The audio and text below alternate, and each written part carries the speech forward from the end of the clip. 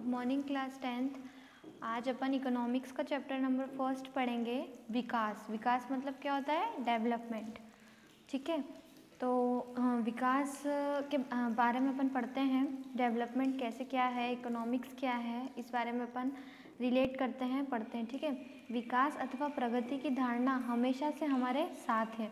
ठीक है, इससे क्या समझ में आया हमें कि विकास मतलब डेवलपमेंट की और प्रगति की आगे बढ़ने की जो धारणा है वो हमेशा हमारे साथ है। हमारी आकांक्षाएं और इच्छाएं हैं कि हम क्या करना चाहते हैं और अपना जीवन कैसे जीना चाहते हैं। इस तरह हम विचार रखते हैं कि कोई देश कैसा होना चाहिए। ठीक है, हम ये भी सोचते हैं कि हमें कैसे जीना है, अपना जीवन कैसे व्यतीत करना है। इसी तरीके से हमारे दिमाग में एक ये भी विचार होता है कि हमारा देश कैसा होना चाहिए। हमें किन अनिवार्य वस्तु की आवश्यकता, मतलब हमें कौन कौन सी चीज़ों की आवश्यकता है, क्या सभी का जीवन बेहतर हो सकता है, लोग मिलजुल कर कैसे रह लेते हैं, क्या और अधिक समानता हो सकती है। विकास इन सभी प्रश्नों पर विचार करने के लिए और इन लक्ष्य को प्राप्त करने के लिए उपायों से जुड़ा हुआ है। यह काम जटिल है और इस अध्याय में हम विकास को समझने की प्रक्रिया शुरू करेंगे। आप उच्च कक्षाओं में इन मुद्दों को अधिक गहराई से सीखेंगे। इससे अतिरिक्त ऐसे बहुत से प्रश्नों के उत्तर आपको अर्थशास्त्र में ही नहीं बल्कि इतिहास और राजनीति विज्ञान के पाठ्यक्रम में भी मिलेंगे। मतलब आपको इन सब प्रश्नों के उत्तर सिर्फ इकोनॉमिक्स की बुक्स में ही नहीं, मतलब हिस्ट्री की और सिविक्स की बुक्स में भी मिलेंगे। ऐसा इसीलिए है कि हम आज जो जीवन जी रहे हैं वह अतीत से प्रभावित है। हम इसे जाने बिना बदलाव की इच्छा नहीं रख सकते। इसी तरह हम केवल एक लोकतांत्रिक राजनीतिक प्रक्रिया के द्वारा ही इन आशा और संभावना को वास्तविक जीवन में प्राप्त कर सकते हैं।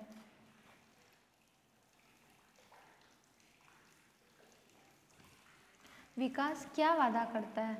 विभिन्न व्यक्ति, विभिन्न लक्ष्य क्या वादा करता है? ठीक है, तो अपन पढ़ते हैं। हम यह कल्पना करने का प्रयास करें कि तालिका 1.1 जो आपको ये टेबल दिख रही है पर्पल कलर में, तालिका 1.1 में दी गई जो सूची है उसके अनुसार लोगों के लिए विकास का अर्थ क्या हो सकता है, उनकी क्या आकांक्षाएं हैं, उनकी क्या इच्छाएं हैं। आप देखेंगे कि कुछ स्तंभ अधूरे भरे हुए हैं, मतलब कुछ स्तंभ जो आपको पूरे खाली दिख रहे हैं। ठीक है, ब्लॉक खाली दिख रहे हैं। इस तालिका को पूरा करने की कोशिश कीजिए आप लोग भी। ठीक है, आप लोगों के पास भी बुक्स होंगी तो आप इन्हें फिलअप करने की कोशिश कीजिए। आप चाहें तो किन्हीं और श्रेणी के व्यक्तियों को भी जोड़ सकते हैं, मतलब दूसरे लोगों को भी जोड़ सकते हैं। अब देखिए ऊपर एक ब्लॉक दे रखा है, इसमें क्या लिखा है? तुम एक कार चाहते हो। अभी देश की जो स्थिति है उससे तुम यही आशा कर सकते हो कि काश तुम्हारे पास एक रिक्शा होता।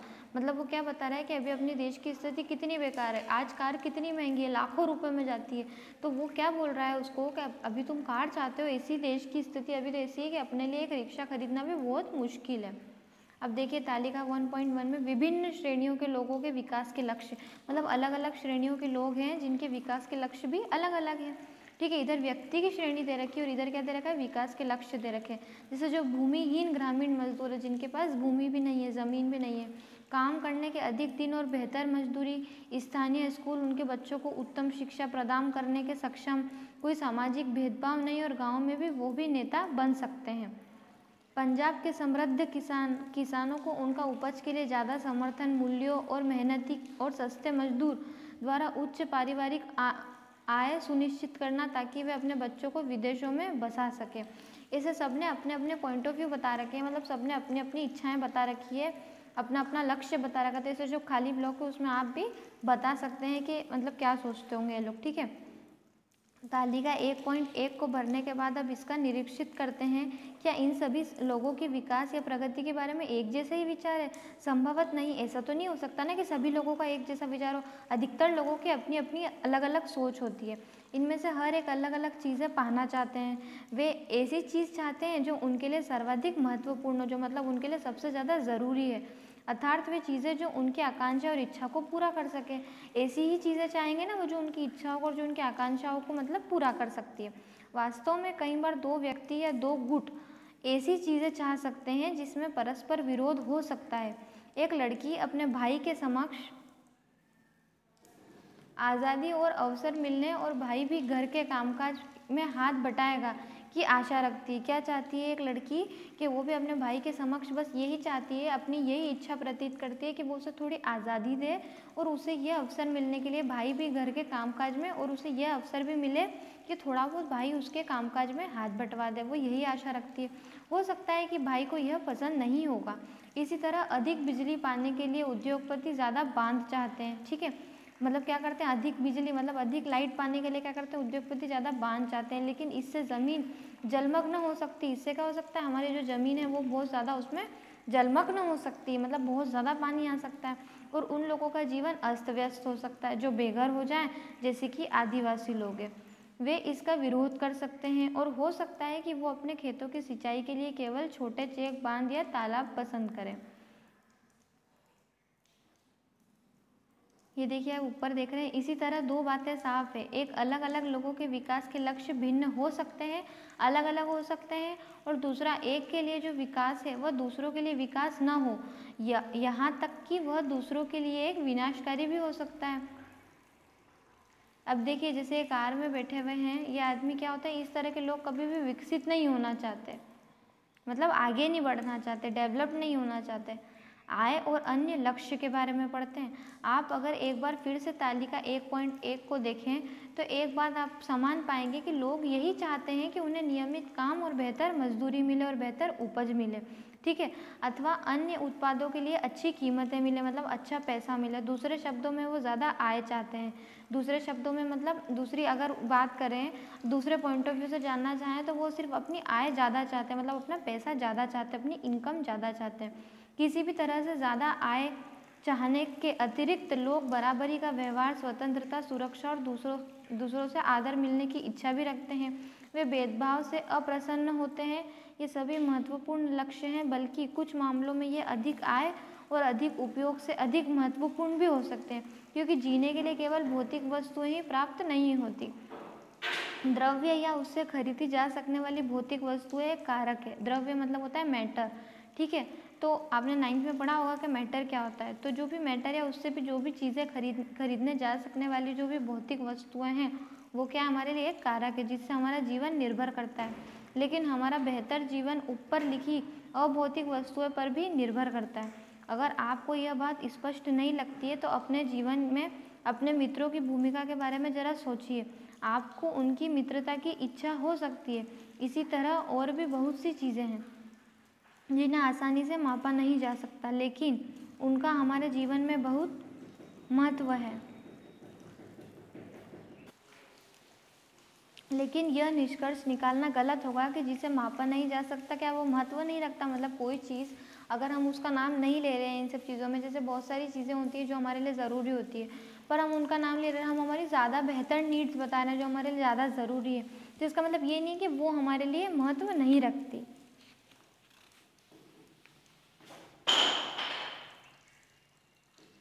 एक और उदाहरण देखिए, अगर आपको कहीं दूर दराज के इलाके में नौकरी मिल जाती है, उसे स्वीकार करने से पहले आप आय के अतिरिक्त बहुत से कारकों पर विचार करेंगे कि मतलब उसमें कितना पैसा मिल रहा है, क्या हम जा रहे हैं तो क्या हमारा खर्चा भी पूरा हो रहा है कि नहीं हो रहा है। अगर हम बाहर जाके नौकरी करेंगे तो अगर हमारा पैसा इतना कम मिलेगा कि हमारा खर्चा ही पूरा नहीं होगा तो हम कैसे जाएंगे।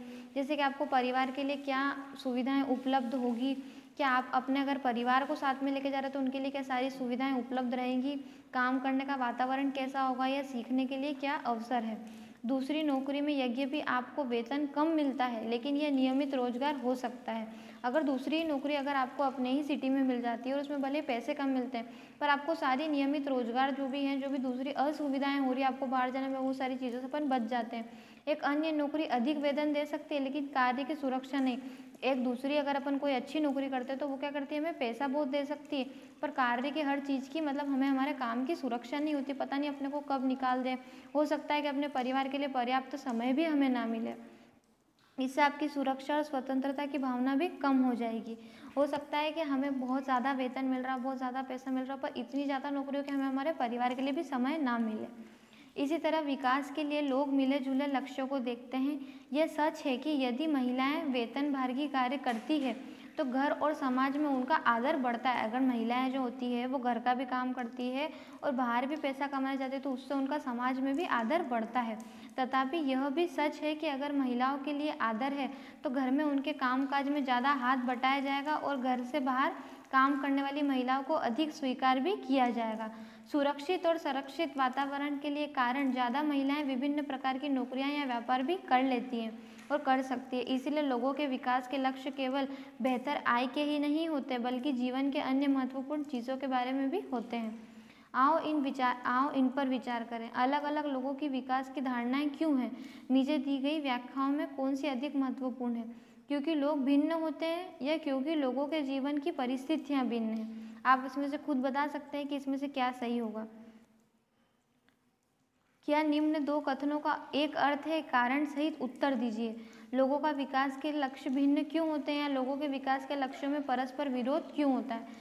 ये सब क्वेश्चन आंसर्स हैं, इन सब के आंसर आपको मिल जाएंगे पर आप खुद भी इसे फिलअप करने की कोशिश कीजिएगा। राष्ट्रीय विकास, जैसा कि हमने ऊपर देखा, यदि लोगों के लक्ष्य भिन्न हैं, अलग अलग हैं, तो उनकी राष्ट्रीय विकास के बारे में धारणा भी भिन्न होगी, मतलब अलग अलग होगी। आप आपस में इस विषय पर चर्चा कीजिए कि भारत को विकास के लिए क्या करना चाहिए, मतलब हमारे भारत में विकास के लिए और डेवलपमेंट के लिए हमें क्या क्या करना चाहिए। संभव है कि कक्षा के भिन्न विद्यार्थियों में उपरोक्त प्रश्नों के अलग अलग उत्तर दिए होंगे, मतलब अलग अलग, अगर आज आप क्लासेस में पढ़ रहे हैं तो सब बच्चों के अलग अलग ही आंसर्स होंगे। हो सकता है आपको स्वयं इन प्रश्नों के बहुत से उत्तर सोचे हो और उनमें से किसी एक के विषय में आपका स्वयं भी निश्चित ना हो। यह भी समझना बहुत आवश्यक है कि देश के विकास के लिए विषय में विभिन्न लोगों की धारणाएं भिन्न या परस्पर या विरोधी भी हो सकती है, मतलब गलत भी हो सकती है, अलग भी हो सकती है। लेकिन क्या सभी विचारों को बराबर या महत्वपूर्ण दिया जा सकता है? या यदि परस्पर विरोधी है तो निर्णय कैसे किया जाए? सभी के लिए न्यायपूर्ण और सही राह क्या होगी? हमें यह सोचना होगा कि क्या कार्य करने का कोई बेहतर तरीका है? क्या इन सब पर विचार से बहुत लोगों को लाभ हो रहा है या कुछ को नहीं हो रहा है? राष्ट्रीय विकास का अभिप्राय इन सब प्रश्नों पर विचार करना है।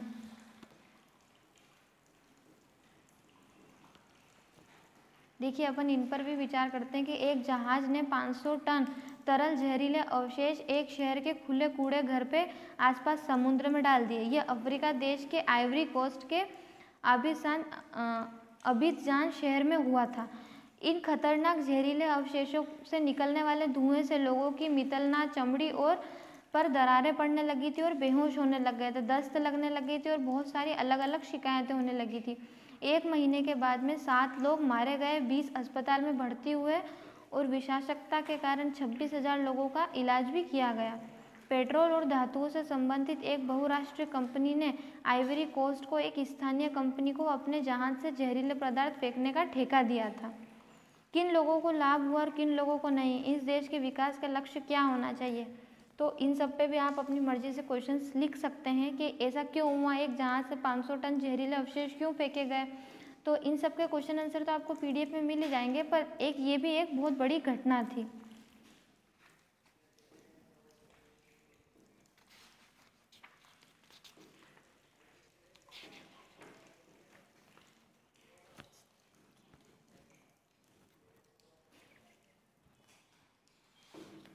विभिन्न देशों या राज्यों की तुलना कैसे की जाए? आप पूछ सकते हैं कि अगर विकास का अर्थ अलग अलग हो सकता है तो फिर कुछ देशों को विकसित और कुछ को अविकसित कैसे कहा जा सकता है? इससे पहले कि हम इस विषय पर आएँ, एक अन्य प्रश्न के बारे में सोचते हैं। जब हम भिन्न भिन्न चीज़ों की तुलना करते हैं, मतलब अलग अलग चीज़ों की तुलना करते हैं, तो उसमें समानताएं और अंतर दोनों हो सकते हैं। हम इनकी तुलना करने के लिए किन पहेलियों का प्रयोग करते हैं? कक्षा में विद्यार्थियों को ही देखते हैं, हम विभिन्न विद्यार्थियों की तुलना कैसे करते हैं? उनमें ऊंचाई, स्वास्थ्य, मतलब उनकी ऊंचाई देखते कि किसकी हाइट बड़ी है, किसकी छोटी है, उनका स्वास्थ्य देखते कि कौन बिल्कुल व्यवस्थित है, कौन नहीं है, उसकी प्रतिभा और रुचि के अनुसार भी अंतर देखते हैं। हो सकता है कि सबसे स्वस्थ विद्यार्थी जो हो वो सबसे पढ़ाकू विद्यार्थी ना हो सकता है जो सबसे बुद्धिमान विद्यार्थी हो वो मित्रता व्यवहार ना रखता हो। तो हम विद्यार्थियों की तुलना कैसे करते हैं? हम जो मानदंड प्रयोग करेंगे वह तुलना के उद्देश्य पर निर्भर करेगा।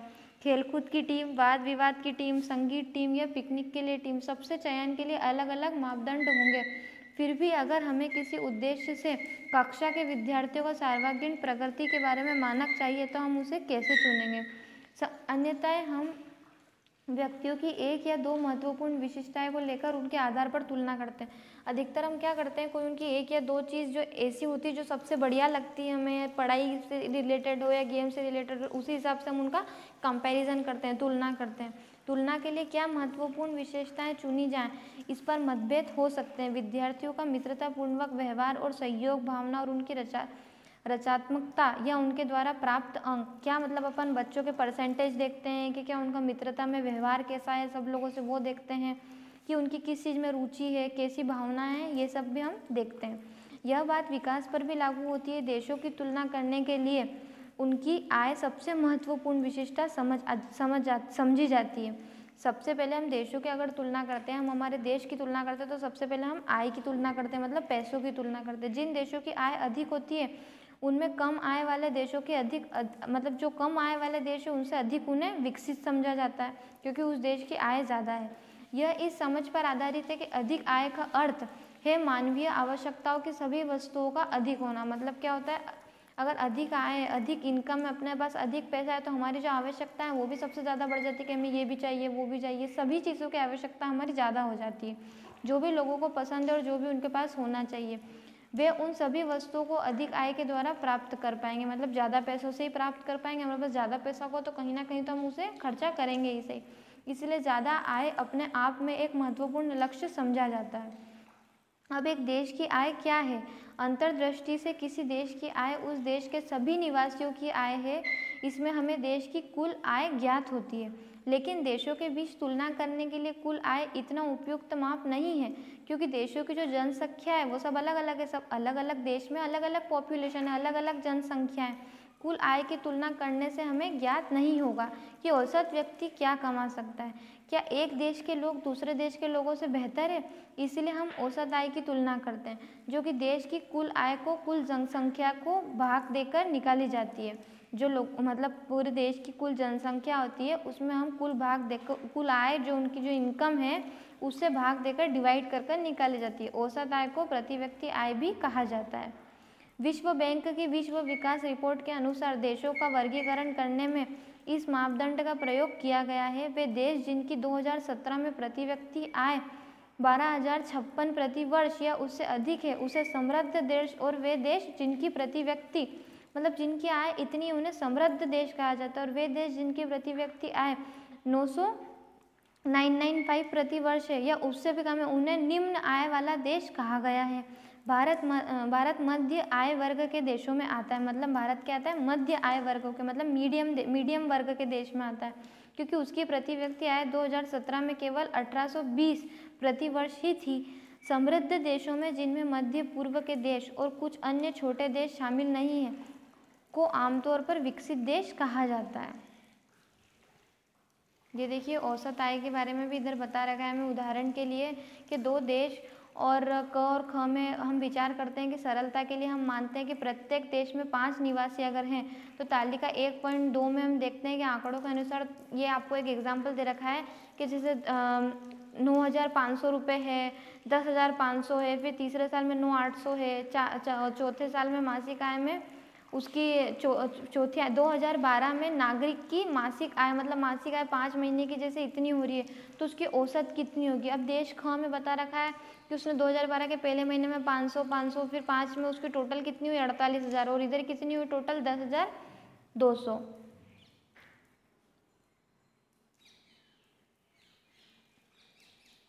या तो एक एग्जाम्पल देके समझा रखा है औसत आय की तुलना के लिए, मतलब बता रखा है कि तुलना किस तरीके से की जाती है। अब अपनी ये वीडियो फिर बहुत ज़्यादा बड़ी हो जाएगी तो अपन नेक्स्ट वीडियो में आगे का पार्ट कंप्लीट करेंगे। जो अपना आगे का पार्ट होगा आय और अन्य मापदंड, तो अपन ये नेक्स्ट वीडियो से करेंगे। जब तक के लिए थैंक यू। आई होप आप लोगों को बिल्कुल अच्छी तरीके से इकोनॉमिक्स का फर्स्ट चैप्टर का फर्स्ट पार्ट समझ में आया होगा। थैंक यू क्लास, मिलते हैं नेक्स्ट वीडियो में।